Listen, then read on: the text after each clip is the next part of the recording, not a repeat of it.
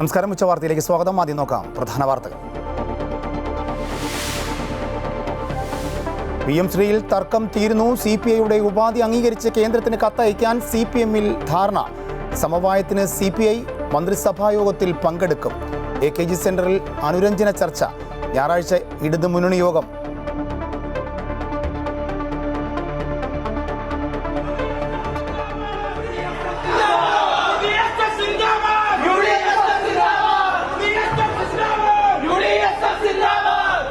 സംസ്ഥാന വ്യാപക പ്രതിഷേധവുമായി UDSF.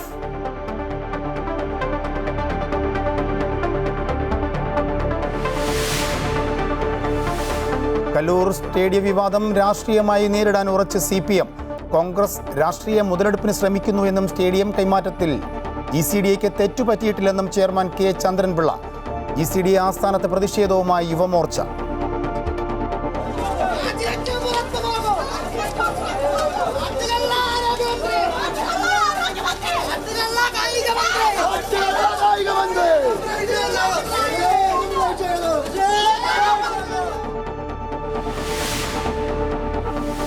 ദേവസ്വം ബോർഡുകൾ പിരിച്ചുവിടണമെന്ന് വെള്ളാപ്പള്ളി നടേശൻ. ആവശ്യം SNDP യോഗം മുഖപത്രം യോഗനാഥത്തിലെ എഡിറ്റോറിയലിൽ. ശബരിമല സ്വർണ്ണക്കൊള്ള വിവാദം സർക്കാരിനെയും ദേവസ്വം ബോർഡിനെയും പ്രതിസന്ധിയിലാക്കി. ഹൈന്ദവ വിശ്വാസത്തെ അവഹേളിക്കുന്ന നിലയിലേക്ക് ദേവസ്വം ബോർഡ് ഭരണം മാറിയതിന്റെ ഉദാഹരണമാണ് ശബരിമല സ്വർണ്ണപ്പാളി വിവാദമെന്നും വെള്ളാപ്പള്ളി നടേശൻ.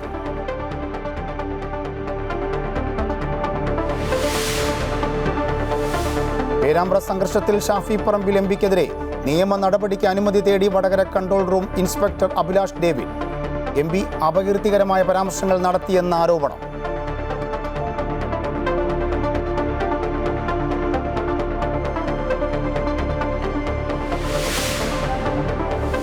തൃശൂർ കുതിരാനിൽ കാട്ടാന ആക്രമണത്തിൽ ഒരാൾക്ക് പരിക്കേറ്റ ഫോറസ്റ്റ് വാച്ചർ ബിജു ചികിത്സയിൽ. പ്രതിഷേധവുമായി നാട്ടുകാർ. ജനവാസ മേഖലയിൽ ഇറങ്ങിയ കാട്ടാനയുടെ ദൃശ്യം പുറത്ത്.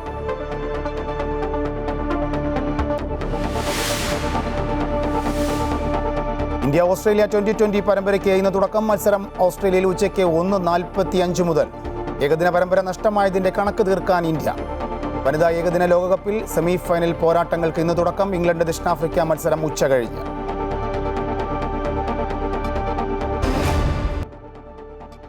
PM ശ്രീയിൽ തർക്കം തീരുന്നു. CPIയുടെ ഉപാധി അംഗീകരിച്ച് കേന്ദ്രത്തിന് കത്തയക്കാൻ CPM-ൽ ധാരണയായി. സമവായത്തിന് CPI രംഗത്ത് വരുന്നു. മന്ത്രിസഭാ യോഗത്തിൽ പങ്കെടുക്കും. AKG സെന്ററിൽ അനുരഞ്ജന ചർച്ച പൂർത്തിയായി. ഞായറാഴ്ച ഇടത് മുന്നണി യോഗം ചേരും. കൂടുതൽ വിശദാംശങ്ങളുമായി തിരുവനന്തപുരത്ത് നിന്നും അൻഫ്ലിറ്റ് സൂസ ചേരുന്നുണ്ട്. അൻഫ്ലിറ്റ്, ഏറ്റവും ഒടുവിൽ ലഭിക്കുന്ന വിവരം ബിനോയ് വിശ്വം ഉൾപ്പെടെയുള്ള നേതാക്കൾ മുഖ്യമന്ത്രിയുമായി ചർച്ച നടത്തി പിരിഞ്ഞുപോയി എന്നാണ്.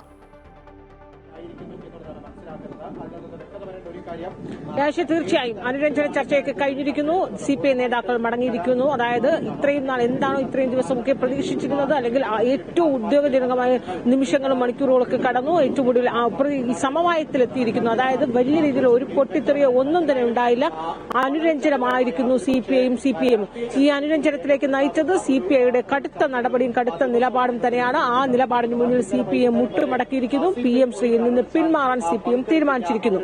ഇത് എങ്ങനെ CPIയെ ബോധ്യപ്പെടുത്തി എന്നത് കത്തയക്കും കേന്ദ്രത്തോട്. അതായത് PM ശ്രീ പദ്ധതിയിൽ നിന്ന് പിന്മാറുന്നു, ആ കരാർ റദ്ദാക്കുന്നു ആവശ്യപ്പെട്ടുകൊണ്ട്, കരാർ റദ്ദാക്കണമെന്ന് ആവശ്യപ്പെട്ടുകൊണ്ട് കേന്ദ്രത്തിന് കേരളം കത്തയക്കും.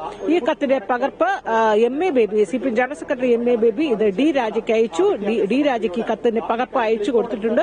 ഇത് കണ്ട് ബോധ്യപ്പെടുത്തുന്നു. CPI നേതാക്കൾ തങ്ങൾ മുന്നോട്ട് വെച്ച നിർദ്ദേശങ്ങളൊക്കെ തന്നെയും CPM അംഗീകരിച്ചു. അതുകൊണ്ട് തന്നെയാണ് അനുരഞ്ജനത്തിനായി അനുരഞ്ജന ചർച്ചകൾ എന്ന രീതിയിൽ CPIയുടെ നേതാക്കൾ ബിനോയ് വിശ്വവും K. രാജനും അല്പം മുമ്പാണ് AKG സെന്ററിൽ നിന്ന് ചർച്ചയ്ക്ക് ശേഷം മടങ്ങിയത്. മുഖ്യമന്ത്രി നേരത്തെ തന്നെ തുടങ്ങി. ഏറെക്കുറെ ഒരു 20 മിനിറ്റ് ചർച്ച നടന്നു എന്ന് നമുക്ക് പറയാം. അതായത് എല്ലാം മഞ്ഞുരുകി പൂർണ്ണമായും ഈ ഉണ്ടായിരുന്ന കാറും കോളും ഒക്കെ പൂർണ്ണമായും മടങ്ങി. അന്തരീക്ഷമൊക്കെ തെളിഞ്ഞിരിക്കുന്നു. ഇന്ന് 3:30 ചേരുന്ന മന്ത്രിസഭാ യോഗത്തിൽ ഈ 4 മന്ത്രിമാരും CPI മന്ത്രിമാരും പങ്കെടുക്കുന്നു. ഈ നിർണായകമായ തീരുമാനവും നിലപാടും എടുത്തത് മന്ത്രിസഭാ യോഗത്തിൽ നിന്ന് വിട്ടുനിൽക്കുമെന്നുള്ള CPIയുടെ കടുത്ത നിലപാട് തന്നെയാണ്. ആ കടുത്ത നിലപാട് മുന്നിൽ CPM മുട്ടുമടക്കിയിരിക്കുന്നു. നോക്കൂ, PMCയുമായി ബന്ധപ്പെട്ട് ഏറ്റവും പ്രധാനമായ ഒരു തീരുമാനമായിരുന്നു CPM കൈക്കൊണ്ടത്. അതായത് മന്ത്രിസഭയിൽ പോലും ചർച്ച ചെയ്തില്ല, CPMലെ മന്ത്രി പോലും അറിഞ്ഞില്ല. ഒടുവിൽ CPI കടും പിടുത്തത്തിൽ നിന്നപ്പോൾ ഇതിൽ മുഖ്യമന്ത്രി പോലും നേരിട്ട് ചർച്ച നടത്തുന്നു, CPM ജനറൽ സെക്രട്ടറി ചർച്ച നടത്തുന്നു, വിദ്യാഭ്യാസ മന്ത്രി ചർച്ച നടത്തുന്നു. ഈ ചർച്ചകൾക്കൊന്നും വഴങ്ങാതെ ഒരേ ഒരു നിലപാടിലായിരുന്നു CPI മുന്നോട്ട് നിന്നത്. കരാറിൽ നിന്ന് പിന്മാറുക, അതിനപ്പുറത്തേക്ക് മറ്റൊരു വിട്ടുവീഴ്ചയ്ക്കും തയ്യാറില്ല എന്ന് പറഞ്ഞു. ഏറ്റവും ഒടുവിൽ ആ നിർണായകമായ തീരുമാനമെടുക്കാൻ ആ ഒരു നിർബന്ധിതരാകുന്ന ഒരു കാഴ്ചയാണ് CPM നിർബന്ധിതരായി. അത് തന്നെയാണ് CPIക്ക് മുന്നിൽ CPM മുട്ടുമടക്കിയിരിക്കുന്ന ഒരു കാഴ്ചയാണ് നമ്മൾ ഇവിടെ കാണാൻ കഴിയുന്നത്. അതാണ് ഇന്ന് ഈ ഏറ്റവും ഒടുവിൽ ഈ മണിക്കൂറിൽ നിന്ന് AKG സെന്ററിൽ നിന്ന് മടങ്ങുന്ന ബിനോയ് വിശ്വവും K രാജനും എന്താണോ CPI നേതൃത്വം മുന്നോട്ട് വെച്ചത് അത് തന്നെ സാധ്യമാകിയിരിക്കുന്നു. അല്ലെങ്കിൽ ആ ഒരു വിജയം അവർ നേടിയിരിക്കുന്നു, രാഷ്ട്രീയ വിജയം CPI നേടിയിരിക്കുന്നു. CPMനെ സംബന്ധിച്ച് ഒരിക്കലും പ്രതീക്ഷിച്ചിരുന്ന CPM ഈ ഒരു രീതിയിലേക്ക് കാര്യങ്ങൾ പര്യവസാനിപ്പിക്കുമെന്ന്. പക്ഷേ ഒടുവിൽ അവർ ഈ തെരഞ്ഞെടുപ്പ് വേള ആസന്നമായിരിക്കുന്ന സാഹചര്യത്തിൽ മന്ത്രിസഭയിൽ നിന്ന് മന്ത്രിമാർ മാറി നിൽക്കുന്ന ഒരു സാഹചര്യം ഉണ്ടാകുന്ന തിരിച്ചടികളൊക്കെ കണക്ക് കൂട്ടിക്കൊണ്ടാണ് ഒടുവിൽ എന്തൊക്കെയാണ് CPI മുന്നോട്ട് വെച്ചത് ആ നിർദ്ദേശങ്ങളോടുകൂടി മുട്ടുമടക്കി PMC ധാരണാപത്രം അല്ലെങ്കിൽ ആ കരാറിൽ നിന്ന് പിന്മാറണമെന്ന് ആവശ്യപ്പെട്ട് കേന്ദ്രത്തിന് കത്തയക്കാൻ CPM തീരുമാനിച്ചു. കത്തിന്റെ പകർപ്പ് ദേശീയ സെക്രട്ടറി D രാജയ്ക്ക് കൈമാറുകയും ചെയ്തു. ഇവർ കണ്ടു ബോധ്യപ്പെടുന്നു. മാത്രവുമല്ല, ഇനി ഈ LDF യോഗം ഞായറാഴ്ച ചേരുന്നു. LDF ഞായറാഴ്ച ചേരുന്ന യോഗത്തിൽ ഇത് പഠിക്കാനായി, അതായത് ഇപ്പോൾ തൽക്കാലം ഈ കരാറിൽ നിന്ന് പിന്മാറുന്നുവെന്ന് കേന്ദ്രത്തെ അറിയിക്കും. അതിനുശേഷം ഇടതുമുന്നണി LDF കമ്മിറ്റി വെച്ച് ആ കമ്മിറ്റി PMC കേരളത്തിൽ എങ്ങനെ നടപ്പാക്കണമെന്നതിനെ കുറിച്ച് പഠിക്കും. ഇതിനുശേഷം പഠിച്ചതിന് ശേഷം ആ സമിതിയുടെ റിപ്പോർട്ട് അനുസരിച്ചതിന് ശേഷമായിരിക്കും വീണ്ടും PMC നടപ്പാക്കുന്നതിനെ കുറിച്ച് കേന്ദ്രത്തെ സമീപിക്കുക. അങ്ങനെയാണ് ഇപ്പോൾ തീരുമാനത്തിലെത്തിയിരിക്കുകയും ധാരണയിലെത്തിയിരിക്കുകയും ചെയ്യുന്നത്. എന്തായാലും ആ തീരുമാനവും ആ ധാരണയും ഒക്കെ CPI അംഗീകരിച്ചിരിക്കുകയാണ്. ഇപ്പോൾ CPI 1 മണിക്ക് ML സ്മാരകത്തിൽ CPIയുടെ പൂർണ്ണതോതിലുള്ള സംസ്ഥാന സെക്രട്ടേറിയറ്റ് ചേരും. ആ സെക്രട്ടേറിയറ്റ് ചേർന്നതിന് ശേഷമായിരിക്കും ഇനി ഔദ്യോഗികമായി തീരുമാനത്തിന് അംഗീകാരം നൽകിയതിനു ശേഷം ഒരുപക്ഷെ മാധ്യമങ്ങളെ കാണുമെന്ന് നമ്മൾ പ്രതീക്ഷിക്കുന്നു. ഈ ബിനോയ് വിശ്വം K രാജനും ഈ AK സെന്ററിൽ നിന്ന് ഇറങ്ങി തിരിച്ചു പോകുന്ന വേളയിൽ മാധ്യമങ്ങൾ പ്രതികരണത്തിന് ആരാഞ്ഞെങ്കിലും പ്രതികരിക്കാൻ തയ്യാറായില്ല. കാരണം അവരുടെ സംസ്ഥാന സെക്രട്ടേറിയറ്റ് 1 മണിക്ക് ചേരുന്നു. സെക്രട്ടേറിയറ്റ് ചേർന്നതിന് ശേഷം മാത്രമാകും ഒരു പ്രതികരണം ഔദ്യോഗികമായി ഉണ്ടാകുമെന്ന് നമ്മൾ പ്രതീക്ഷിക്കുക. പക്ഷേ ഇതുവരെയുള്ള ഈ നിമിഷങ്ങൾ, ഈ പകൽ മുഴുവനും ഈ ഉച്ചവരെ നീണ്ടു നിൽക്കുന്ന ഈ നിമിഷങ്ങളിലൊക്കെ, ഈ 1 മണിവരെയുള്ള നിമിഷങ്ങളൊക്കെ തന്നെ സംസ്ഥാന രാഷ്ട്രീയത്തിൽ, ഇടതുമുന്നണിയുടെ സംസ്ഥാന രാഷ്ട്രീയത്തിൽ തന്നെ ഏറ്റവും ഉദ്യോഗനിരകമായ നിമിഷങ്ങളിലൂടെയാണ് കടന്നുപോയത്. എന്തായാലും 1 മണിക്ക് നമുക്ക് ലഭിക്കുക ഈ AK സെന്ററിന് മുന്നിൽ നിന്ന് റിപ്പോർട്ട് ചെയ്യാൻ കഴിയുന്നത് ഈ പ്രശ്നങ്ങളൊക്കെ തന്നെ, ഈ ഇടതുമുന്നണി നമ്മൾ ഉണ്ടാകുമെന്ന് കരുതിയിരുന്ന പൊട്ടിത്തെറിയൊന്നും തന്നെ ഉണ്ടായില്ല. ആ പ്രശ്നങ്ങളൊക്കെ തന്നെ രമ്യമായി പരിഹരിച്ചിരിക്കുന്നു. ഇവിടെ പരിഹാരത്തിന് സാധ്യത തെളിഞ്ഞത് CPM മുട്ടുമടക്കി CPIക്ക് മുന്നിൽ CPIയുടെ ആ കടും പിടുത്തം, അവർ മുന്നോട്ട് വെച്ച ആ നിലപാടിന് മുന്നിൽ മറ്റൊരു വഴികളും കാണാതെ CPM മുട്ടുമടക്കിയിരിക്കുന്നു. CPI മുന്നോട്ട് വെച്ച അതേ നിർദ്ദേശം അനുസരിച്ച് തന്നെയാണ് അവർ കേന്ദ്രത്തിന് കത്തയക്കാൻ തയ്യാറായി. PMC പദ്ധതി MOU റദ്ദാക്കണമെന്ന് ആവശ്യപ്പെട്ടുകൊണ്ട് ഒരു കത്ത് നൽകുന്നു. അത് അംഗീകരിക്കുന്നു. CPIയുടെ ദേശീയ നേതൃത്വം കാണുന്നു, അത് അംഗീകരിക്കുന്നു. ഇനി അവർ AK സെന്ററിൽ നേതാക്കന്മാരെത്തി അനുരഞ്ജന ചർച്ച കഴിഞ്ഞു, മടങ്ങി ഇനി ML സ്മാരകത്തിൽ സംസ്ഥാന സെക്രട്ടറി ചേരുന്നു. ഒടുവിൽ ഔദ്യോഗികമായ തീരുമാനം അറിയിക്കുന്നു. 3:30 മന്ത്രിമാർ 4 മന്ത്രിമാരും ക്യാബിനറ്റിൽ പങ്കെടുക്കുന്നതോടുകൂടി ആ പ്രശ്നം ഇവിടെ അവസാനിക്കുകയാണ്. മറ്റൊരു ചോദ്യം, ഇനി കേന്ദ്രം ഇനി എന്ത് നിലപാട് സ്വീകരിക്കുമെന്നുള്ളതാണ്. ഇങ്ങനെ ഒരു കത്ത് കേന്ദ്രത്തിനോട് അയക്കുമ്പോൾ കേന്ദ്രത്തിലെ തുടർ നടപടികൾ എന്താകുമെന്നത് അത് ഇതിനപ്പുറത്തേക്ക് വരുന്ന വലിയൊരു പ്രതിസന്ധി തന്നെയാകും. പക്ഷെ ആ പ്രതിസന്ധിയാകും ഇനി സർക്കാർ എങ്ങനെ നേരിടുക എന്നൊരു ചോദ്യം വലിയൊരു ചോദ്യമായി തന്നെ നിലനിൽക്കുകയാണ്. കാരണം PMCയുമായി ബന്ധപ്പെട്ട് SSCയിൽ കിട്ടാവുന്ന 1500 കോടിയിലധികം തുകയാണ്. ആ ഫണ്ടൊക്കെ തന്നെ പാഴാകുമെന്ന കാര്യത്തിൽ സംശയമില്ല. ഈ സാമ്പത്തിക പ്രതിസന്ധിയിടയിൽ അതെങ്ങനെ സർക്കാർ നികത്തും, അല്ലെങ്കിൽ ആ സർക്കാർ അതിനെ എങ്ങനെയാകും നേരിടുക എന്നൊരു വലിയ ചോദ്യം ഇപ്പോൾ നിൽക്കുകയാണ്. പക്ഷേ അതിലൊന്നും തന്നെ ഇപ്പോൾ തൽക്കാലം തലകുറിക്കുന്നില്ല. CPI മന്ത്രിമാരെ 4 പേരും ക്യാബിനറ്റിൽ പങ്കെടുപ്പിക്കുക, അതിനായിരുന്നു മുൻഗണന. അതിനുവേണ്ടിയുള്ള തകൃതിയുള്ള ചർച്ചകളായിരുന്നു ഇന്ന് മണിക്കൂറുകളിൽ നടന്നത്. ആ ചർച്ചകളൊക്കെ ഫലം കണ്ടു, ആ ശ്രമം ഫലം കണ്ടു. ഇടതുമുന്നണിയിൽ പ്രതീക്ഷിച്ചിരുന്ന പൊട്ടിത്തെറിയൊന്നും ഉണ്ടാകാതെ പ്രശ്നങ്ങളൊക്കെ തന്നെ രമ്യമായി പരിഹരിച്ചു. എന്തായാലും ആ കത്തിൻ്റെ ഉള്ളടക്കം ഇനി പുറത്തു വരേണ്ടതുണ്ട്. നേരത്തെ അൺഫിൽഡ് സൂചിപ്പിച്ചതുപോലെ CPIയുടെ ഉപാധി മാത്രം അംഗീകരിച്ചുകൊണ്ടാണോ ആ കത്ത് കേന്ദ്രത്തിലേക്ക് അയക്കാൻ തീരുമാനമായത്, അതോ അതിനുള്ളിൽ CPMന്റെ ഉപാധി കൂടി വെച്ചുകൊണ്ടുള്ള ഒരു കത്താണോ കേന്ദ്രത്തിന് അയക്കുന്നത്? കേന്ദ്രത്തിന് സ്വാഭാവികമായും അൺഫിൽഡ് സൂചിപ്പിച്ചതുപോലെ ഒരു കത്ത് അയച്ചതുകൊണ്ട് ഈ ഒപ്പിട്ട കരാർ റദ്ദാകില്ല എന്നാണ് BJP വൃത്തങ്ങൾ സൂചിപ്പിക്കുന്നത്. ഉറപ്പാണ്, അക്കാര്യത്തിലൊന്നും ഒരു സംശയവുമില്ല. കത്ത് നൽകുക എന്നത് മാത്രമാണ് CPI മുന്നോട്ട് വെച്ചത്. അതനുസരിച്ച് ഈ കരാർ റദ്ദാക്കണമെന്ന് ആവശ്യപ്പെട്ടുകൊണ്ട് ഒരു കത്ത് നൽകുന്നു. ഈ ഉപാധികളൊന്നും അംഗീകരിക്കാൻ കഴിയുകയില്ല എന്ന് പറഞ്ഞുകൊണ്ട് ആ കത്ത് നൽകുന്നു. ഈ കത്തിൽ ഇനി എന്ത് നടപടി സ്വീകരിക്കണമെന്ന് കേന്ദ്രമാണ് തീരുമാനിക്കേണ്ടത്. സാധാരണഗതിയിൽ ഒരു MOU സംസ്ഥാനവും കേന്ദ്രവും തമ്മിൽ ഒപ്പിടുമ്പോൾ സംസ്ഥാനങ്ങൾക്ക് അങ്ങനെ സ്വതന്ത്രമായ ഒരു MOU നിന്ന് പിന്നോട്ട് പോകുന്നു എന്ന് ആവശ്യപ്പെട്ട് കഴിഞ്ഞ് കത്ത് നൽകാം. അതിനപ്പുറത്തേക്ക് ആ കത്ത് ഈ ഇങ്ങനെ സംസ്ഥാനം നൽകുന്ന കത്തോടുകൂടി MOU റദ്ദായി, MOU ക്യാൻസലായി എന്ന് നമുക്ക് പറയാൻ കഴിയുകയില്ല. കാരണം അതിൽ കേന്ദ്രമാണ് നിലപാട് സ്വീകരിക്കേണ്ടത്. MOU റദ്ദായി എന്ന് കേന്ദ്രമാണ് അറിയിപ്പ് നൽകുക, കേന്ദ്രമാണ് അത് സംബന്ധിച്ച വിജ്ഞാപനം ഇറക്കുകയൊക്കെ ചെയ്യേണ്ടത്. അത് വീണ്ടും സങ്കീർണമായ പ്രശ്നങ്ങളിലേക്കാണ്, നിയമക്കുരുക്കുകളിലേക്കാണ് പോകുന്നത്. നിലവിൽ അങ്ങനെ MOU ഒപ്പിട്ട്, കാരണം ആ MOU ഒപ്പിടുമ്പോൾ പോലും അതിന്റെ കണ്ടീഷൻസ് കൃത്യമായി ആർക്കും ഒരു ധാരണയില്ല, അത് അറിവുകൾ മാത്രമേ ഉള്ളൂ. അതിനകത്ത് സംസ്ഥാനങ്ങൾക്ക് സ്വതന്ത്രമായ രീതിയിൽ തന്നെ MOU നിന്ന് പിന്മാറി ഒരു കത്തിലൂടെ MOU നിന്ന് പിന്മാറാൻ കഴിയുമോ, അല്ലെങ്കിൽ കേന്ദ്രം ഇനി കേന്ദ്രത്തിന്റെ തുടർ നടപടികൾ ഏത് രീതിയിലാകും, ഇത്തരത്തിലുള്ള ചോദ്യങ്ങൾക്ക് ഇനിയും ഉത്തരം കിട്ടേണ്ടതുണ്ട്. പക്ഷേ ഈ മണിക്കൂറിൽ നമുക്കറിയാൻ കഴിയുന്നത് CPM-നെ സംബന്ധിച്ചിടത്തോളം അല്ലെങ്കിൽ ഇടതുമുന്നണിയെ സംബന്ധിച്ചിടത്തോളം അവർ നേരിട്ട വലിയൊരു പ്രതിസന്ധി, ആ പ്രതിസന്ധി അവർ CPI എന്താണോ ആവശ്യപ്പെട്ടത് ആ നിർദ്ദേശം അനുസരിച്ച് ആ ഉപാധികൾക്ക് മുന്നിൽ മുട്ടുമടങ്ങി ആ പ്രതിസന്ധിക്ക് CPM പരിഹാരം കണ്ടെത്തിയിരിക്കുന്നു. ഇനി കേന്ദ്രം തീരുമാനിക്കുന്നു. ഇനിയുള്ള ഒരുപക്ഷെ ഈ പ്രശ്നം ഇവിടെ പരിഹരിച്ചുവെങ്കിൽ കൂടിയും രാഷ്ട്രീയ നേട്ടം CPI നേടിക്കഴിഞ്ഞിരിക്കുന്നു. CPM മുട്ടുമടക്കി ആ സമ്മർദ്ദങ്ങളൊക്കെ തന്നെ അവസാനിച്ചു. ഇനി CPM-നെ സംബന്ധിച്ച് അല്ലെങ്കിൽ സർക്കാരിനെ സംബന്ധിച്ച് സർക്കാർ നേരിടാൻ പോകുന്നത് കേന്ദ്രം എടുക്കുന്ന നിലപാടുകൾ, കേന്ദ്രത്തിൽ നിന്നുണ്ടാകുന്ന ഒരു പ്രത്യാഘാതമൊക്കെ ഏത് രീതിയിലാകും അഭിമുഖീകരിക്കുക എന്നുള്ളതാണ് ഇനി സർക്കാർ നേരിടാൻ പോകുന്നത്. മാത്രവുമല്ല, മറുവശത്ത് ഇപ്പോൾ ഇങ്ങനെ CPI-യും CPM-ഉം അനുരഞ്ജനത്തിലായി അല്ലെങ്കിൽ CPM-ന് മുന്നിൽ CPI മുട്ടുമടക്കി എന്ന രീതിയിലൊക്കെ വാർത്തകൾ വരുമ്പോൾ മറുഭാഗത്ത് BJP-യും കോൺഗ്രസും വലിയ രീതിയിലാണ് ആരോപണങ്ങളുമായി രംഗത്ത് വരുന്നത്. ഇതൊക്കെയുള്ള വെറും ഒരു പൊറാട്ട് നാടകമായിരുന്നു എന്ന രീതിയിലുള്ള വിമർശനങ്ങളും ആരോപണങ്ങളും വലിയ രീതിയിൽ തന്നെ മറുഭാഗത്ത് കോൺഗ്രസും പ്രതിപക്ഷമൊക്കെ ഉയർത്തുന്നുണ്ട്. അത്തരം ആരോപണങ്ങളൊക്കെ എനിക്ക് CPM നേരിടേണ്ടി വരുമെന്നത് ഒരു പരമാർത്ഥം തന്നെയാണ്. പക്ഷെ അതിലൊന്നും തന്നെയല്ല CPM മുൻഗണന നൽകിയത്, CPM പ്രഥമ പരിഗണന നൽകിയത് 4 മന്ത്രിമാരെയും ഇന്നത്തെ ക്യാബിനറ്റിൽ പങ്കെടുപ്പിക്കുവാനാണ്. അവിടെ CPM കീഴടങ്ങിയെങ്കിൽ കൂടിയും ആ ഒരു കാര്യത്തിൽ വിജയം കണ്ടിരിക്കുന്നു. അത് ഫലപ്രദമായി ആ നീക്കം നടന്നിരിക്കുന്നു. CPM മുന്നോട്ട് വെച്ച എല്ലാ ആവശ്യങ്ങളും അംഗീകരിച്ചുകൊണ്ട് ഒടുവിൽ കേന്ദ്രത്തിന് കത്തയക്കാൻ തീരുമാനിച്ചു. അത് D. രാജ CPI ജനറൽ സെക്രട്ടറി കണ്ടു, ബോധ്യപ്പെട്ടു. അതോടുകൂടിയാണ് ഇപ്പോൾ ഇന്നത്തെ 3:30 ക്യാബിനറ്റിൽ പങ്കെടുക്കാമെന്ന് CPM മന്ത്രിമാർ പങ്കെടുക്കുന്ന കാര്യത്തിൽ CPM തീരുമാനവും ഉണ്ടായിരിക്കുന്നത്. എന്തായാലും 1 മണിക്ക് ചേരുന്ന സെക്രട്ടറിയേറ്റിന് ശേഷം ഒരുപക്ഷെ മാധ്യമങ്ങളെ ബിനോയ് വിശ്വം കാണുകയോ ഒരു പ്രതികരണമൊക്കെ നമുക്ക് പ്രതീക്ഷിക്കാവുന്നതാണ്. നമ്മൾ പ്രതീക്ഷിച്ചുകൊണ്ട് എല്ലാവരും MN സ്മാരകത്തിലുണ്ട്. ഒരു അല്പസമയത്തിനുള്ളിൽ തന്നെ അതിന്റെ ഒരു പ്രതികരണവും നമ്മൾ പ്രതീക്ഷിക്കുന്നതാണ്. രാജേഷ്, PM ശ്രീയിൽ തർക്കം തീരുന്നു. CPI-യുടെ ഉപാധി അംഗീകരിച്ച് കേന്ദ്രത്തിന് കത്തയക്കാൻ CPM-ൽ ധാരണയായി. സമവായത്തിന് CPI തയ്യാറായി. മന്ത്രിസഭാ യോഗത്തിൽ പങ്കെടുക്കും. 3:30-ക്കാണ് മന്ത്രിസഭാ യോഗം ചേരുന്നത്. ഇപ്പോൾ CPI എക്സിക്യൂട്ടീവ് യോഗം ചേരുകയാണ്. അതിനുശേഷം മാധ്യമങ്ങളോട് ചിലപ്പോൾ സംസാരിച്ചേക്കും. 3 മണിക്ക് മുമ്പ് തന്നെ യോഗം തീരുകതിന് ശേഷമായിരിക്കും മന്ത്രിസഭാ യോഗത്തിൽ CPI മന്ത്രിമാർ പങ്കെടുക്കുക. വിശദാംശങ്ങളാണ് ആൽഫ്രഡ് ഡിസൂസ തിരുവനന്തപുരത്ത് നിന്നും നൽകിയത്. കോഴിക്കോട് മുക്കം ഹൈസ്കൂളിൽ KSU-MSF പ്രതിഷേധം. PM ശ്രീ സംസ്ഥാനത്ത് നടപ്പാക്കുന്നതിൽ പ്രതിഷേധിച്ചാണ് ഇന്ന് സംസ്ഥാന വ്യാപകമായി വിദ്യാഭ്യാസ ബന്ദ് നടത്തുന്നത്. ഇതിന്റെ ഭാഗമായാണ് പ്രതിഷേധവുമായി KSU-MSF പ്രവർത്തകരും പ്രതിഷേധവുമായി രംഗത്ത് വന്നത്. തുറന്ന് പ്രവർത്തിച്ച മുക്കം ഹയർ സെക്കൻഡറി സ്കൂൾ അടയ്ക്കണമെന്നാവശ്യപ്പെട്ട് പ്രവർത്തകർ സ്കൂൾ ഓഫീസ് ഉപരോധിച്ചു.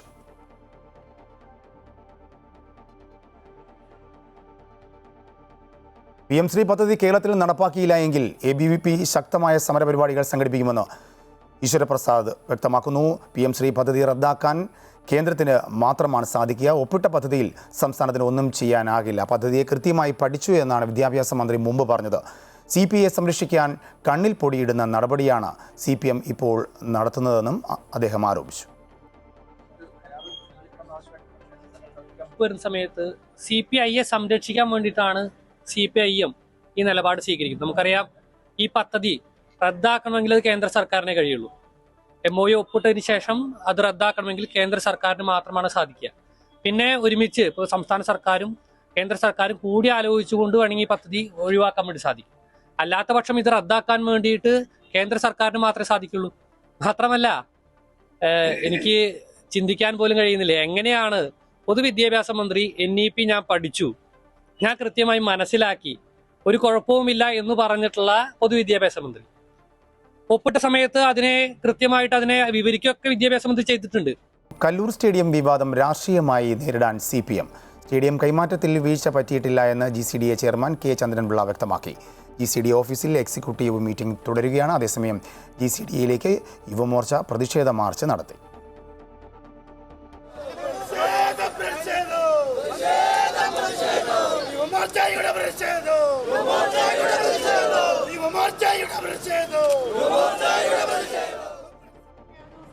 ഇഷ്ടമുള്ളതും ചെയ്യാൻ പറ്റില്ല. അതിന് മോണിറ്ററിംഗ് കമ്മിറ്റി ഉണ്ട്. ചെയ്യുന്ന ഓരോന്നും കൃത്യമായി പരിശോധിച്ച് എത്ര പണം മുടക്കി എന്ത് ചെയ്തു രേഖപ്പെടുത്തി പോകും. അതിന്റെ ക്വാണ്ടിഫൈ ചെയ്യുന്ന കമ്മിറ്റിയുണ്ട്. അല്ല, എസ്റ്റിമേറ്റഡ് ടെൻഡർ അങ്ങനെ കാര്യങ്ങൾ എന്തെങ്കിലും ഉണ്ടോ? എസ്റ്റിമേറ്റഡ് കാര്യങ്ങൾ എന്തെങ്കിലും ഉണ്ടോ? ടെൻഡർ 70 കോടി എന്നൊക്കെ പറയുമ്പോഴും അതിൽ വ്യക്തത വേണം. ആര് പറഞ്ഞു 70 കോടി? അതിന് എനിക്കെന്താ ഉത്തരവാദിത്വം? സ്പോൺസർ 70 കോടി എന്ന് പറയുന്നത് ഞാൻ ഏറ്റെടുക്കണം. അവിടെ നടത്തേണ്ട നിർമ്മാണ പ്രവർത്തനങ്ങൾ എന്തൊക്കെയാണെന്ന് നിശ്ചയിച്ചിട്ടുണ്ട്. അത് ഞാൻ പറഞ്ഞുതരാം. കൂടുതൽ വിശദാംശങ്ങളുമായി അശ്വതി മോൾ ചേരുന്നുണ്ട്. അശ്വതി, മെസ്സി വിവാദം കൂടുതൽ തലങ്ങളിലേക്ക് മാറുകയാണ്. GCDA ചെയർമാൻ ഒരു വാദം ഉന്നയിക്കുന്നു, മന്ത്രി മറ്റൊരു വാദം ഉന്നയിക്കുന്നു, സ്പോൺസർ അതിനപ്പുറത്തേക്ക് ഒരു വാദം ഉന്നയിക്കുന്നു. ഇതിൽ ദുരൂഹത ആരോപിച്ച് പ്രതിഷേധങ്ങൾ നടക്കുന്നു. വിശദാംശങ്ങൾ. രാജേഷ്, ഇതിപ്പോൾ ഒരു കായിക മത്സരമോ അല്ലെങ്കിൽ ഒരു കായിക ഇവൻറ്റോ കൊച്ചിയിൽ നടക്കുന്നത് പോലെയല്ല. ഇപ്പോൾ ഇതൊരു രാഷ്ട്രീയമായിട്ടുള്ളൊരു വിഷയമായിട്ട് മാറിയിരിക്കുകയാണ്. GCDAക്കെതിരെ വലിയ രീതിയിലുള്ള ആരോപണങ്ങളാണ് ഉന്നയിക്കപ്പെട്ടിരിക്കുന്നത്. കൃത്യമായിട്ടുള്ള ഒരു കരാർ ഉണ്ടായിരുന്നില്ല, കരാർ വ്യവസ്ഥകൾ ഉണ്ടായിരുന്നില്ല എന്നതാണ്. അല്ലെങ്കിൽ അത് ഉണ്ട് എങ്കിൽ അത് ജനങ്ങളെ അറിയിക്കണം എന്നതാണ് കോൺഗ്രസിൻ്റെ പ്രധാനപ്പെട്ട ആവശ്യം. ഇതിനെ രാഷ്ട്രീയമായി പ്രതിരോധിക്കാനാണ് CPM ഇപ്പോൾ എടുത്തിരിക്കുന്ന നിലപാട്. ഇന്ന് രാവിലെ ഈ GCDA എക്സിക്യൂട്ടീവ് കമ്മിറ്റിയിലുള്ള ആളുകളുടെ ഒരു ഇപ്പോൾ ഇവിടുത്തെ മീറ്റിംഗ് അവസാനിച്ചിരിക്കുകയാണ്. അതിൻ്റെ പ്രതികരണം ഈ വിഷയത്തിൽ ഉണ്ടാകും. ഇപ്പോൾ തന്നെ ആ പ്രതികരണം ഉണ്ടാകും.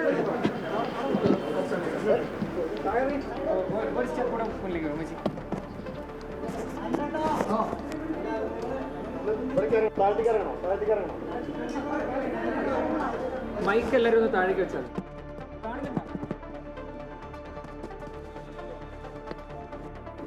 പറഞ്ഞോട്ടെ. ജവഹർലാൽ നെഹ്റു അന്താരാഷ്ട്ര സ്റ്റേഡിയവുമായി ബന്ധപ്പെട്ട് അർജന്റീനിയൻ ടീം കൊച്ചിയിൽ വരുന്നില്ല എന്നുള്ള വിഷയവുമായി ബന്ധപ്പെട്ടുള്ള ചർച്ച ഇന്ന് നടക്കുകയുണ്ടായി ജനറൽ കൗൺസിലിൽ. ഞാനും ബഹുമാനിയായ ശിവകുമാർ തോമസ് ആ വിഷയം ഉന്നയിച്ചു. യഥാർത്ഥത്തിൽ ഇതുമായി ബന്ധപ്പെട്ട ഒരു നയപരമായ തീരുമാനം ജനറൽ കൗൺസിലിൽ വയ്ക്കുകയും അജണ്ട വയ്ക്കുകയും അത് ചർച്ച ചെയ്യുകയും എന്തൊക്കെയാണ് അവിടെ ചെയ്യാൻ പോകുന്നത് എന്നതിനെ സംബന്ധിച്ചൊരു വ്യക്തത ഉണ്ടാകുകയും ആ വ്യക്തതയുടെ അടിസ്ഥാനത്തിൽ ഒരു DPR ഉണ്ടാക്കിയ അത്തരം പ്രവർത്തികൾ അവിടെ നടത്തുന്നതിനുള്ള നടപടി സ്വീകരിക്കണമെന്നുള്ള ആവശ്യം ഞങ്ങൾ ജനറൽ കൗൺസിലിൽ ഉന്നയിച്ചു. അപ്പോൾ അതുമായി ബന്ധപ്പെട്ട് വളരെ പെട്ടെന്ന് ഇങ്ങനൊരു തീരുമാനമെടുക്കേണ്ടി വന്ന സാഹചര്യത്തിൽ ഗവൺമെൻറ്റിൻ്റെ ഭാഗത്തുനിന്നൊരു റെപ്രസെൻറ്റേറ്റീവും GCDയുടെ ചീഫ് എഞ്ചിനീയറും സ്പോൺസറുടെ ഒരു എഞ്ചിനീയറും കൂടി 3 അംഗ ഒരു എക്സ്പെർട്ട് കമ്മിറ്റിയാണ് അവിടെ നടക്കുന്ന വികസന പ്രവർത്തനങ്ങളെ സംബന്ധിച്ചുള്ള വെരിഫിക്കേഷൻ നടത്തി അതാത് ദിവസം മീറ്റിംഗ് കൂടി നടത്തുന്നു എന്നുള്ളതാണ് ചെയർമാൻ പറഞ്ഞത്. അപ്പോൾ ഞങ്ങളെ സംബന്ധിച്ച് ഞങ്ങളുടെ വിയോജനക്കുറിപ്പ് ഞങ്ങൾ അതുമായി ബന്ധപ്പെട്ട് രേഖപ്പെടുത്തി. കാരണം ഇത് സുതാര്യമായി ഒരു ഇൻ്റർനാഷണൽ ടീം ഇവിടെ വന്ന് ഒരു മത്സരം നടത്തുന്നതിന് ഞങ്ങൾ എതിർക്കുന്നില്ല. അതുകൊണ്ടാണ് ഞങ്ങളിതെല്ലാം ഒരു പ്രതിഷേധം ഉണ്ടാക്കാറുണ്ട്. പക്ഷേ 2-3 ദിവസങ്ങൾക്ക് മുമ്പ് GCDA ചെയർമാൻ്റെ തന്നെ ഒരു സ്റ്റേറ്റ്മെൻറ്റ് വന്നു. സ്പോൺസർ അയാളുടെ സ്പോൺസർഷിപ്പിനെ തുടർന്ന് ചില അവകാശവാദങ്ങൾ ഉന്നയിക്കുന്നുണ്ട് എന്ന് സ്റ്റേറ്റ്മെൻ്റ് ഉണ്ടായി. അങ്ങനെ അവകാശവാദം ഉന്നയിക്കുന്നതുമായി ബന്ധപ്പെട്ട് എന്തെങ്കിലും നടപടി ഉണ്ടായിട്ടുണ്ടോ, എഗ്രിമെൻ്റ് ഉണ്ടായിട്ടുണ്ടോ, വല്ല ധാരണ ഉണ്ടായിട്ടുണ്ടോ എന്നുള്ള ചോദ്യങ്ങൾ ഞങ്ങൾ ഉന്നയിച്ചു. ആ സന്ദർഭത്തിൽ GCDA ചെയർമാൻ പറഞ്ഞത് അതുമായി ബന്ധപ്പെട്ട് ഒരു ധാരണയും ഇല്ല. സ്പോൺസർ ഈ 30-ാം തീയതി വർക്ക് കഴിഞ്ഞാൽ അദ്ദേഹം പോകണം. തുടർന്ന് അദ്ദേഹം എന്തെങ്കിലും കളി കൊണ്ടുവരികയാണെങ്കിൽ ആ സമയത്ത് അദ്ദേഹത്തിൻ്റെ ഇൻവെസ്റ്റ്മെൻറ്റുമായി ബന്ധപ്പെട്ടുള്ള കാര്യങ്ങൾ ചർച്ച ചെയ്യും എന്നുള്ളതാണ്. ഒരു ക്ലെയിമും ഇല്ല അദ്ദേഹത്തിന് ഈ സ്റ്റേഡിയത്തിൻ്റെ പ്രവർത്തനവുമായി ബന്ധപ്പെട്ട ഒരു ക്ലെയിമും ഇല്ല എന്നുള്ളതാണ് GCDA ജനറൽ കൗൺസിൽ വെച്ചിട്ടുള്ളത്. അപ്പോൾ ഞങ്ങൾ പറഞ്ഞൊരു പ്രധാന പോയിന്റ്, ഇതൊരു നയപരമായ ഇഷ്യൂ ആണ്. GCDAയുടെ ഒരു ഡെവലപ്മെൻറ്റിൻ്റെ ഭാഗമായ സ്റ്റേഡിയത്തിൽ 70 കോടി രൂപ മുടക്കും എന്ന് പറഞ്ഞൊരു ഇൻവെസ്റ്റർ വരുമ്പോൾ സ്വാഭാവികമായും ഒരു നയപരമായ തീരുമാനം GCDA എടുക്കാൻ നിയമപരമായ അധികാരമുള്ളത് ജനറൽ കൗൺസിലിനാണ്. അപ്പോൾ ആ ജനറൽ കൗൺസിൽ ഈ വിഷയം അജണ്ട വെച്ച് ചർച്ച ചെയ്യാത്തതിലുള്ള ഞങ്ങൾക്കുള്ള പ്രതിഷേധവും ശക്തമായി ഞാനും ബഹുമാനിയായ ശിവകുമാർ തോമസും രേഖപ്പെടുത്തിയിട്ടുണ്ട്. അതുമായി ബന്ധപ്പെട്ട് ഒരു ക്ലെയിമും കരാറുകാരന് ഉണ്ടാകില്ല എന്നാണ് ചെയർമാൻ ഞങ്ങൾക്ക് തന്ന ഉറപ്പ്. ഗവൺമെൻറ്റിൻ്റെ ഉത്തരവിനെ തുടർന്നാണ് ഇത് GCDA സ്റ്റേഡിയം ഈ സ്പോർട്സ് കേരള ഫൗണ്ടേഷനെ ഏൽപ്പിച്ചതെന്നുള്ള രീതിയിലാണ് അദ്ദേഹം പറയുന്നത്. അപ്പോൾ വെല്ലൂർ സ്റ്റേഡിയം വിവാദം രാഷ്ട്രീയപരമായി നേരിടാനാണ് CPMൻ്റെ തീരുമാനം. GCDA ഭാരവാഹികൾ യോഗം ചേർന്നു. പ്രതികരണങ്ങൾ വന്നുകൊണ്ടിരിക്കുകയാണ്. മറ്റു വാർത്തയിലേക്ക് കടക്കേണ്ടതുണ്ട്. കോഴിക്കോട് പേരാമ്പ്ര സംഘർഷവുമായി ബന്ധപ്പെട്ട ആരോപണത്തിൽ ഷാഫി പറമ്പിൽ എംപിക്കെതിരെ നിയമ നടപടിക്ക് അനുമതി തേടി വടകര കൺട്രോൾ റൂം ഇൻസ്പെക്ടർ. ഷാഫിക്കെതിരെ നിയമ നടപടി സ്വീകരിക്കാൻ Vadakara control room SHO Abhilash ഡേവിഡാണ് ഉന്നത ഉദ്യോഗസ്ഥരുടെ അനുമതി തേടിയത്. MP അപകീർത്തികരമായ പരാമർശങ്ങൾ നടത്തിയെന്നാണ് ആരോപണം. സംഘർഷത്തിനിടയിൽ അഭിലാഷാണ് തന്നെ മർദ്ദിച്ചതെന്നായിരുന്നു ഷാഫിയുടെ ആരോപണം. പേരാമ്പ്ര സംഘർഷത്തിനിടെ Vadakara control room SHO Abhilash തന്നെ മർദ്ദിച്ചെന്നായിരുന്നു ഷാഫി പറമ്പിൽ MPയുടെ പ്രധാന ആരോപണം. ഗുണ്ടാബന്ധത്തിന്റെ പേരിൽ പിരിച്ചുവിട്ട അഭിലാഷ് ഇപ്പോഴും സർവീസിൽ തുടരുകയാണെന്നും ഇയാൾ CPMന്റെ ഗുണ്ടയാണെന്നും ഷാഫി പറമ്പിൽ ആരോപിച്ചിരുന്നു. തനിക്കെതിരെ ദുരുദ്ദേശപരവും അപകീർത്തിപരവുമായ പരാമർശമാണ് MP നടത്തിയത് എന്നാണ് അഭിലാഷ് ഡേവിഡിന്റെ ആക്ഷേപം. MPക്കെതിരെ നിയമ നടപടി സ്വീകരിക്കാൻ ഉന്നത ഉദ്യോഗസ്ഥരുടെ അനുമതി തേടി വടകര റൂറൽ SPക്കാണ് അഭിലാഷ് അപേക്ഷ നൽകിയത്. അപേക്ഷ SP DGPക്ക് കൈമാറിയിട്ടുണ്ട്. അതേസമയം പേരാമ്പ്ര സംഘർഷത്തിൽ പോലീസിനെതിരെ ഷാഫി നൽകിയ പരാതിയിലും അന്വേഷണം എങ്ങും എത്തിയിട്ടില്ല. ഇതിനെതിരെ കോൺഗ്രസും പ്രതിഷേധം ശക്തമായി തുടരുകയാണ്. അമൃത ന്യൂസ്, കോഴിക്കോട്. തൃശൂർ കുതിരാൻ ഇരുമ്പുപാലത്ത് കാട്ടാനയുടെ ആക്രമണം. ജനവാസ മേഖലയിലെത്തിയ കാട്ടാന വനം വാച്ചർ ബിജുവിനെ ആക്രമിച്ചു. വലതുകാലിന് ഗുരുതരമായ പരിക്കേറ്റ ബിജു ചികിത്സയിലാണ്. സംഭവത്തിൽ നാട്ടുകാർ പ്രതിഷേധിച്ചു. കഴിഞ്ഞ ദിവസം രാത്രിയിലായിരുന്നു സംഭവം.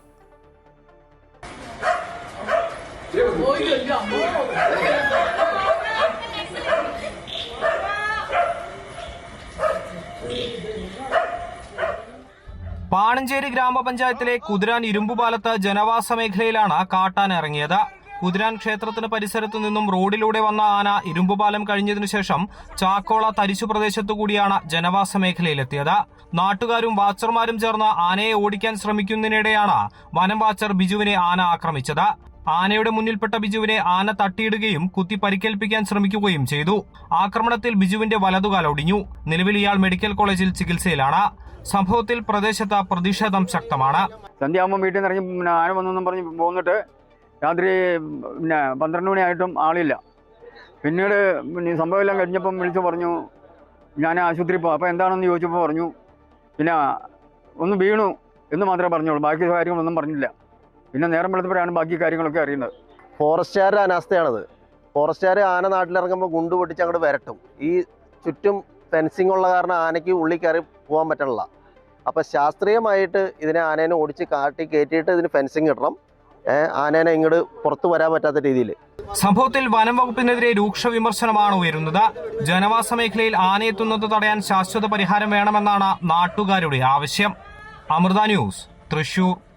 ദേവസ്വം ബോർഡുകൾ പിരിച്ചുവിടണമെന്ന് SNDP യോഗം general secretary Vellappally Natesan. SNDP യോഗം മുഖപത്രം യോഗനാഥം പുതിയ ലക്കം എഡിറ്റോറിയലിലാണ് ഈ ആവശ്യം ഉന്നയിച്ചിരിക്കുന്നത്. ശബരിമല സ്വർണ്ണക്കൊള്ള വിവാദം സർക്കാരിനെയും ദേവസ്വം ബോർഡിനെയും പ്രതിസന്ധിയിലാക്കിയെന്നും വെള്ളാപ്പള്ളി ആരോപിക്കുന്നു. കെട്ടിട നിർമ്മാണ ചട്ടങ്ങളിൽ സമഗ്രമായ ഭേദഗതി വരുത്തിയെന്ന് മന്ത്രി MP രാജേഷ്. 30ഓളം ചട്ടങ്ങളിൽ മാറ്റം വരുത്തും. പല ചട്ടങ്ങളും കാലഹരണപ്പെട്ടതിനാലാണ് സമഗ്ര പരിഷ്കരണമെന്ന് അദ്ദേഹം വ്യക്തമാക്കി. ആദ്യം ഞാൻ പറഞ്ഞതുപോലെ 30ഓളം ചട്ടങ്ങളിലാണ് പരിഷ്കരണം ഉദ്ദേശിച്ചത്. പക്ഷെ അദാലത്ത് കഴിഞ്ഞപ്പോഴാണ് ഒട്ടേറെ ചട്ടങ്ങൾ കാലഹരണപ്പെട്ടതോ ഇപ്പോൾ പ്രസക്തമല്ലാത്തതോ ആണ് എന്നും അത് ജനങ്ങൾക്ക് വലിയ ബുദ്ധിമുട്ടുണ്ടാക്കുന്നു എന്നും മനസ്സിലാക്കിയത്. അതോടൊപ്പം സംരംഭങ്ങൾ പ്രോത്സാഹിപ്പിക്കുന്നതിനും വളർത്തുന്നതിനുമൊക്കെ ഈ കാലഹരണപ്പെട്ട ചട്ടങ്ങൾ തടസ്സമാണ് എന്നും തിരിച്ചറിഞ്ഞു. കൊല്ലം കൊട്ടിയത്ത് രോഗിയുമായി പോയ ആംബുലൻസ് തടഞ്ഞു നിർത്തി ഡ്രൈവറെ മർദ്ദിച്ചതായി പരാതി. ബൈക്കിൽ പോയവർ ആംബുലൻസിന് സൈഡ് നൽകാത്തതാണ് തർക്കത്തിന് കാരണം. ബൈക്കിലെത്തിയ 3 അംഗ സംഘം മർദ്ദിച്ചെന്നാണ് പരാതി. കഴിഞ്ഞ ദിവസം രാത്രിയായിരുന്നു ആക്രമണം. ആംബുലൻസിന്റെ മിറർ അടിച്ചു പൊട്ടിച്ചു. പരിക്കേറ്റ ആംബുലൻസ് ഡ്രൈവർ പത്തനാപുരം സ്വദേശി ബിവിൻ സ്വകാര്യ ആശുപത്രിയിൽ ചികിത്സ തേടി. റാഫേൽ യുദ്ധവിമാനത്തിൽ പരിശീലന പറക്കൽ നടത്തി രാഷ്ട്രപതി ദ്രൗപദി മുർമു. ഇന്ത്യൻ സായുധസേനയുടെ പരമോന്നത കമാൻഡർ കൂടിയായ രാഷ്ട്രപതി ഹരിയാനയിലെ അംബാല എയർഫോഴ്സ് സ്റ്റേഷനിൽ നിന്നാണ് പരിശീലന പറക്കൽ നടത്തിയത്. പ്രത്യേകം തെരഞ്ഞെടുത്ത മുതിർന്ന പൈലറ്റിനൊപ്പമാണ് രാഷ്ട്രപതി യുദ്ധവിമാനത്തിൽ സഞ്ചരിച്ചത്.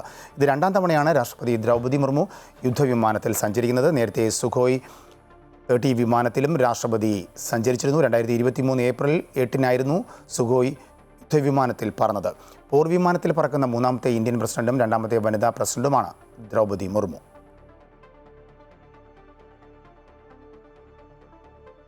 ചുഴലിക്കാറ്റ് ആശങ്ക ഒഴിയുന്നു. ചുഴലിക്കാറ്റിൻ്റെ ശക്തി കുറഞ്ഞു. രാത്രി 12:30ഓടെയാണ് കാറ്റ് ആന്ധ്ര തീരം തൊട്ടത്. ആന്ധ്രയിൽ 6 പേർ മരിച്ചതായി റിപ്പോർട്ടുകളുണ്ട്. കനത്ത മഴ തുടരുകയാണ്. സംസ്ഥാനത്ത് റെഡ് അലർട്ട് പിൻവലിച്ചു. ഒഡീഷയിലും കാര്യമായ നാശനഷ്ടങ്ങളില്ല. അതേസമയം ചുഴലിക്കാറ്റ് വലിയ തോതിലുള്ള കൃഷിനാശങ്ങൾക്ക് കാരണമായി.